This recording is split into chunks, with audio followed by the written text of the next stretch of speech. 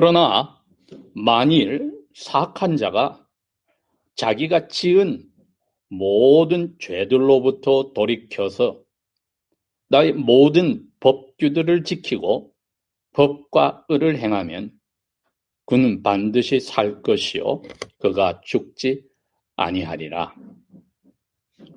그가 지은 그의 모든 허물들이 그에게 하나도 기억되어지지 아니하리니 그가 행한 그의 의로움으로 인하여 그가 살리라. 나 야훼 하나님이 말하노라. 사악한 자가 죽는 것을 내가 어찌 조금이라도 기뻐하겠느냐. 그가 돌이켜서 자기 행위들에서 떠나 사는 것을 내가 어찌 기뻐하지 아니하겠느냐.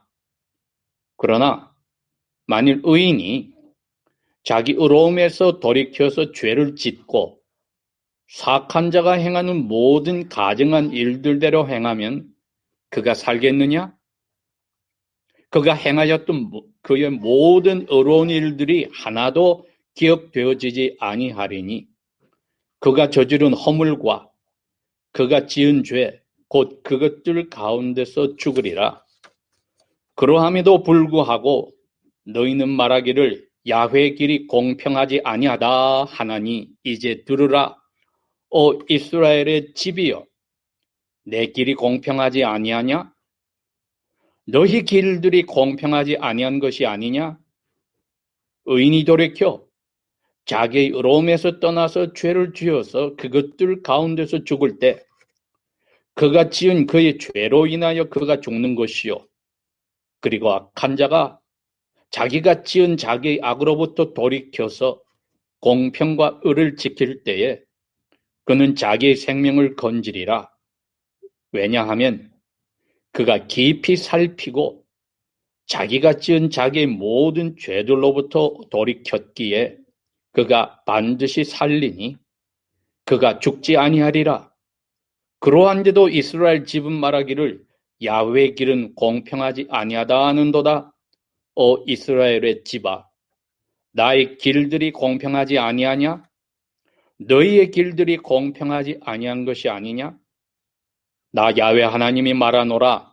이스라엘 집아, 그러므로 내가 너희를 심판하리니 각기 자기 행위들대로 심판하리라. 회개하라. 너희 모든 지은 죄들로부터 너희 자신들을 돌이키라. 그리하면 그 죄악이 너희를 넘어지게 하지 아니하리라.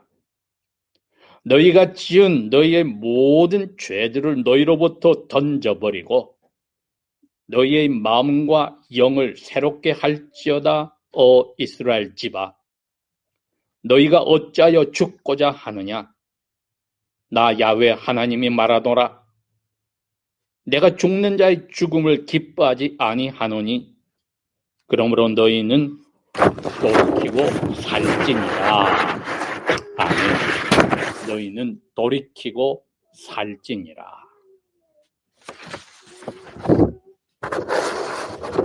에스겔 선지의 말씀은 저희들이 이 40여 장의 말씀을 읽을 때에 고개를 갸우뚱하는 그러한 이상을 본 것들이 많이 적혀 있습니다. 1장에서부터 그분이 야훼께 바벨론의 케다르 강가에서 자기 아내와 살고 있을 때에 유배중의 불림을 받았는데 거기서부터 하나님께서 이상을 보여주셨습니다. 그러니 저희들이 차분히 여러 번 읽는다 하더라도 그분의 예언들을 많이 이해하기가 힘든 부분이 있습니다. 그럼에도 불구하고 오늘 18장의 말씀은 감사하게도 우리가 뚜렷하게 알 수 있는 예언의 말씀입니다. 32절에 야훼께서 하신 말씀입니다. 내가 자기 죄 때문에 죽는 자의 죽음을 기뻐하지 아니한다. 23절에도 분명히 그랬습니다. 나 야훼가 말하노라. 악한 사람이 죽는 것을 내가 기뻐하지 아니한다. 조금도 기뻐하지 아니한다. 그리고 32절 마지막에 우리에게 주신 명령이 무엇입니까? 돌이켜 죄 짓는 것에서 돌아서서 즉 회개하고 살아라 살찌니라. 이건 명령입니다, 여러분. 하나님의 명령은 우리에게 너무나 뚜렷이 오기 때문에 우리가 피할 방법이 없습니다. 못 들었다 할 수 없습니다. 2021년 9월 19일 이 오전에 저희들이 이 말씀을 들었습니다. 이제 핑계치 못합니다. 죄 짓는 데서 돌아서서 살아라. 회개하고 살아라. 이제 더 이상 죄 가운데 죽어가지 말고 살아라. 왜? 야훼께서 우리가 죄를 짓고 그 가운데 죽는 것을 기뻐하지 아니하신다고 했습니다. 많은 불신자들이, 심지어 하나님의 자녀라고 하는 사람들이 하나님을 아주 멀셀레스하고 자비 없이 마음이 단단한 분으로 죄인들 벌 내리는 것을 기뻐하신다고 오해를 합니다. 성경은 반대로 이야기를 합니다. 이사야서 53장에 야훼의 마음을 어떻게 표현했습니까? 죄인들의 죄 대신에 죽이는 그 고통받는 종, 그 종, 나중에 보니까 아들 하나님 예수님이었습니다. 그 종이 죽는 것을 아버지께서 흡족해 하시고 기뻐하셨다고 했지, 죄인들이 죽는 것을 기뻐한다고 성경은 안 돼 있습니다. 그러니 저희들이 아버지 하나님의 마음을 꼭 붙잡아야 합니다. 나는 죄인들이 죄 가운데 죽는 것을 조금이라도 기뻐하지 않노라. 19장 23절에 그렇게 분명히 이야기했습니다. 조금도 기뻐하지 아니하노라. 그러기에 32절 마지막에 명령하신 것은 마음에서 사랑에서 우러나서 안타까워서 하시는 말씀입니다. 죄에서 돌아서서 회개하여서 살찌니라, 살아라. 그렇지 않다면 내가 세운 공의의 법칙에 따라 죄는 죄에 따라 벌을 받아 저주가 가게 된다. 여러분, 에스겔이 어떤 분입니까? 제사장 붓스의 집안에 태어난 아들로서 청소년 때 10대에 이미 여야긴 왕과 3,000명의 귀족과 왕족들이 바벨론으로 포로로 갈 때 딸려갔던 분입니다. 나이가 10년이 흘러 30살이 되어서 갑자기 결혼하여 사는 자기에게 게달 강가에서 포로 생활 중에 하나님이 이상중에 나타나서 선지자로 만들었습니다. 마치 신약시대, 특별히 혼돈스러운 우리 21세기를 사는 그리스도인과 같습니다. 교회 안에서도 서로에게 제사장이요 선지자 역할을 할 뿐 아니라 세상을 향하여서도 제사장과 선지자 역할을 하는 것처럼 에스겔은 하나님이 강하게 하신다는 뜻을 가진 에스겔은 하나님의 말씀을 이상으로부터 받고는 거기에 충실한 삶을 살았습니다. 심지어는 자기와 함께 살던 아내가 죽는다는 통고를 하루 동안에 받고 그 아내가 죽었을 때 슬퍼하지 말라고 하는 명령까지 받고 그대로 지켰습니다.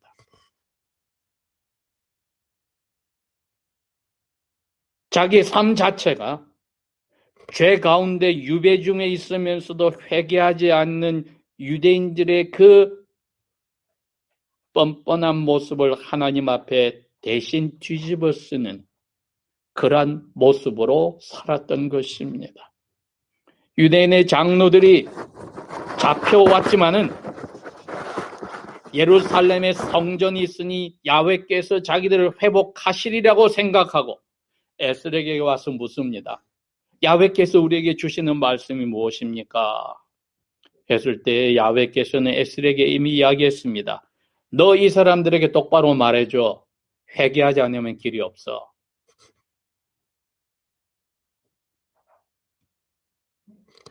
그들이 듣고 싶지 않은 말을, 야훼의 말을 전해 주었습니다.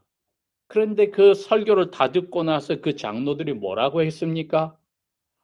우리의 음악처럼 마치 앞으로 공연을 보고 기분 좋아하는 사람처럼 말씀 감사합니다 하고 돌아가서 말씀을 듣기 전과 변함없이 회개 없는 삶을 살면서 야훼께서 우리를 건져주실 거야.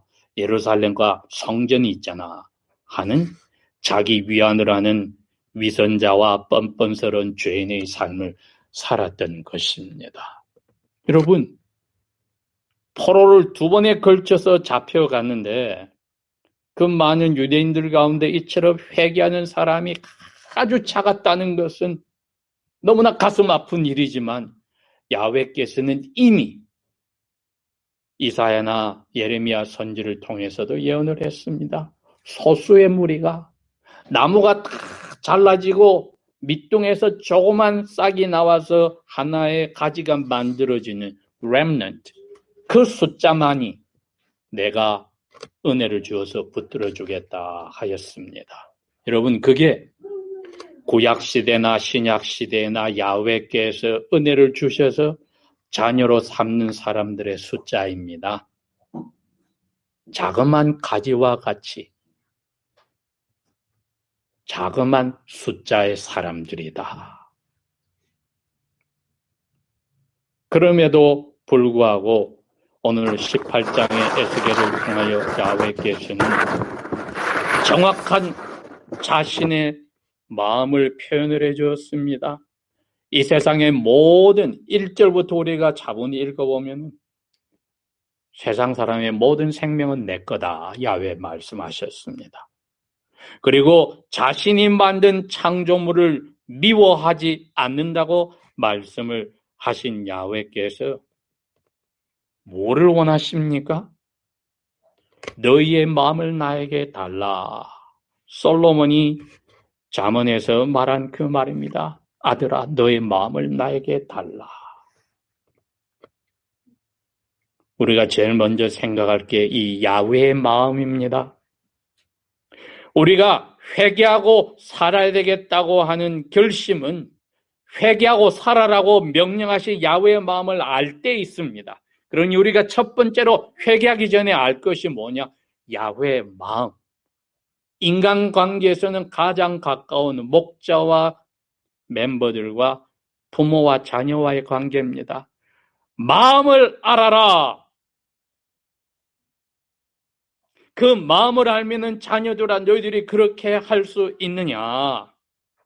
어찌 자녀가 죄 가운데 죽는 것을 부모가 기뻐할 수 있느냐? 창조주가 그 창조물을 죄 가운데 죽어가는 것을 조금이라도 기뻐하지 않는다. 가장 안타까운 마음을 가지고 계신다. 그게 야훼의 마음입니다.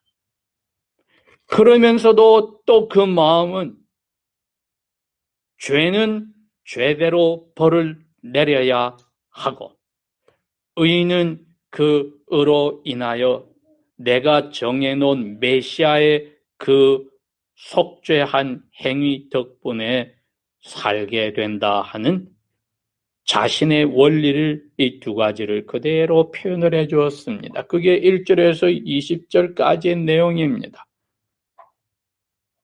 그런데 그 사람의 일생을 다 보아야 되니까 야훼께서는 의인으로 살다가 돌아서서 떨어져 나간 사람, 히브리서 6장과 10장에 나오는 표현에 따르면 무엇입니까? 아포스테이트, 배교자들입니다. 유배 중에 있는 대부분의 유대인들이 바로 이 배교자의 자리에 있는 겁니다. 위선적으로 믿는다 하지만은 의로운 척하지만은 야훼의 심판을 인정하지 않고 기다리는. 그래서 자기의 원하는 대로 계속 살아나가는 배교자들이다. 그게 야훼께서 그러한 사람은 의로운 생활을 하다가 돌아서서 죄로 빠진 사람은 그 죄 가운데 죽는다. 이렇게 밝혔습니다. 그러니 저희들이 야훼의 마음의 이 세 번째를 이해해야 합니다. 야훼는 자기 자녀들에서 이 두 가지 사람을 보는구나. 의로운 생활을 하다가 결국은 그 일생 동안에 떨어져 나가서 배교자의 길로 가는 사람, 그 사람은 자기를 위해서 사는 사람이기 때문입니다. 신약시대 가룟 유다와 같은 사람이요, 구약시대 사울 왕과 같은 사람입니다. 그러나 야훼께서 또 그럽니다. 자기의 죄 가운데 살다가 돌아서서 회개하고 의로운 삶을 시작한 사람은 그 의로운 삶 가운데 살리라. 이 사람들은 야훼께서 말하는 회개하는 사람입니다. 영어 표현으로 하나는 아포스테이시요, 하나는 페니턴트, 회개한 사람입니다. 그러하니 32절의 명령이 너희는 죄 가운데서 돌아서서 살아라 하는, 회개하고 살아라는 말씀은 위선자로 사는 사람들에게 하신 경고인데, 우리가 과연 그 명령을 받아야 될 위선의 자리에 있는지 없는지를 점검을 해봅시다. 그래야 회개를 제대로 할 수 있지 않겠습니까? 과연 야훼께서 명령하신 대로 28절에 말씀하신 대로 우리 자신의 삶을 곰곰이 돌이켜 생각을 해보는가? 참된 회개라면은 위선자가 자기의 삶에서 돌아서겠다면은 깊이 자기가 지은 죄와 자기의 그 삶의 죄 가운데 있었던 것을 곰곰이 한번 생각해 보는가? 그렇게 친절하게 야훼께서는 사랑하는 자기의 백성들에게 위선의 삶을 살았지만은 돌이키라고 이렇게 길을 보여주시는 것입니다. 생각하고 나니까 그 죄가 너무나 무섭고도 끔찍하거든요. 바로 그겁니다. 끔찍한 죄를 그대로 옛날처럼 눈 감아주고 좋아하는 모습으로 갈 수 없다는 것이 두 번째 회개의 모습입니다. 그러면은 당연히 hatred, 혐오, 미워하는 자리에까지 가게 되는 것입니다. 죄가 지긋지긋하여 미워하는 자리에 가게 될 때에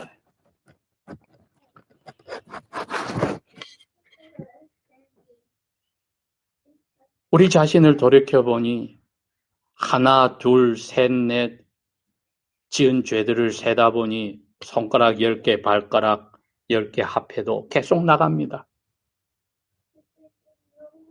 그래서 암을 잘라내기 위해서 수술대 앞에 둔 집도의 설전처럼 조금이라도 암을 남겨두기 싫어서 철저하게 찾아서 다 없애듯이 우리가 세 번째로는 회개의 마음이 골라가면서 이거는 내가 회개할 거야, 이거는 내가 좀 더 사랑하니까 그대로 간직할 거야 하는 일이 없어야 되겠지요.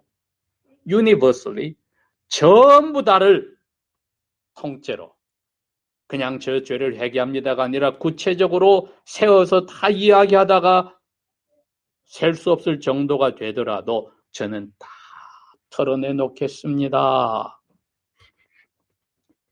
조금의 하나라도 남김없이 깨끗하게 털어내 놓겠습니다 하는 그러한 죄 전체를 미워하고 돌아서겠다는 고백이 필요하지요. 마지막으로 이 참된 회개의 모습은 하나님께로 돌아서야 합니다. 가룟 유다가 그걸 못했습니다. 자기 죄를 가슴치고 아파다가 목매달고 자살을 해버렸는데 그건 죽음에 이르는 회개입니다.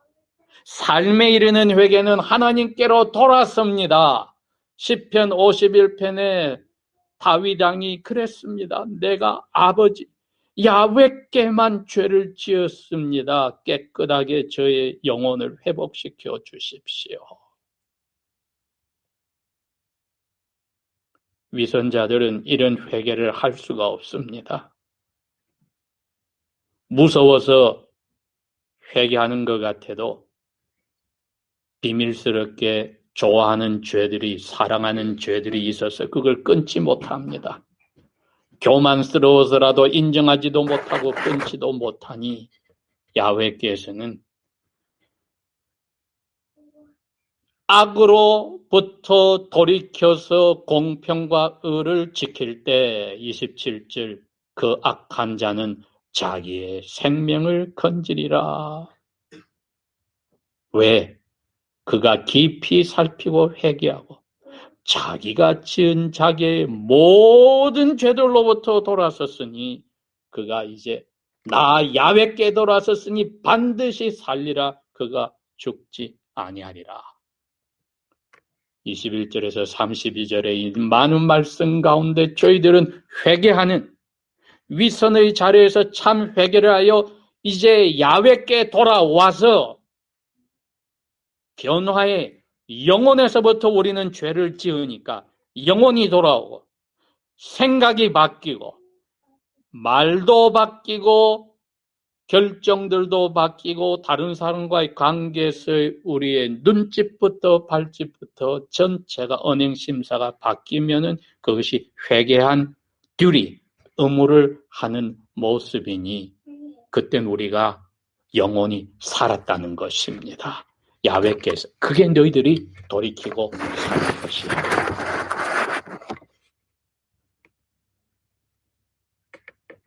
나 야훼 하나님이 말하노라. 내가 죽는 자의 죄 가운데 죽음을 기뻐하지 아니하노니 그러므로 너희는 돌이키고 살지니라. 저희들을 위선의 삶을 저희들이 아직까지 하나라도 마음속에 가지고 사랑하며 그 죄를 떨치지 못하고 의인인 채 하였다면 오늘도 야훼께서 포로 중에 있는 유제배 중에 한 사람인 에스겔을 통하여 말합니다. 더 이상 배교자로 살지 말고 지금까지 죄인으로 있더라도 의인인 채 했더라도 돌아서서 살아라.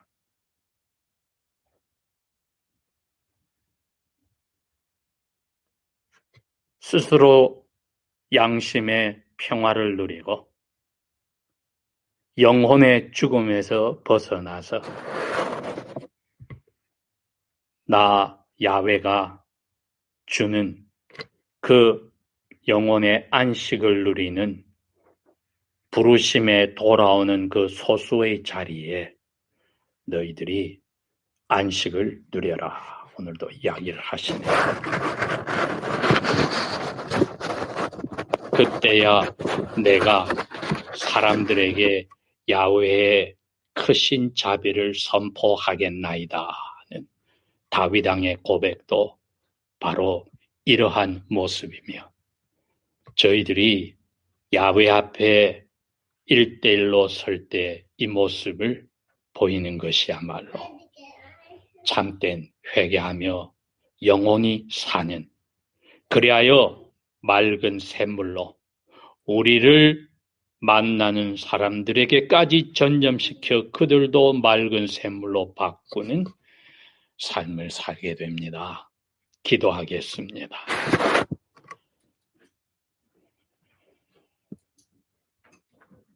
아버지 하나님, 우리의 영혼을 은혜 가운데 단단한 돌 같은 마음을 부드러운 어린애의 살결로 바꾸시고 회개의 영을 허락하시는 아버지께 감사를 드립니다. 우리의 영혼에서 시작되는 죄가 더 이상 우리를 끌지 않게 하시고 저희들이 조금이라도 그 하나라도 비밀이 사랑하고 좋아하지 않도록 정리하게 은혜를 내려 주십시오. 영원히 하나님 나라를 맛보는 깨끗함과 기쁨과 평강을 맛보며 살아가기 원하니 기억하여 주십시오. 예수님 이름으로 감사 기도합니다. 아멘.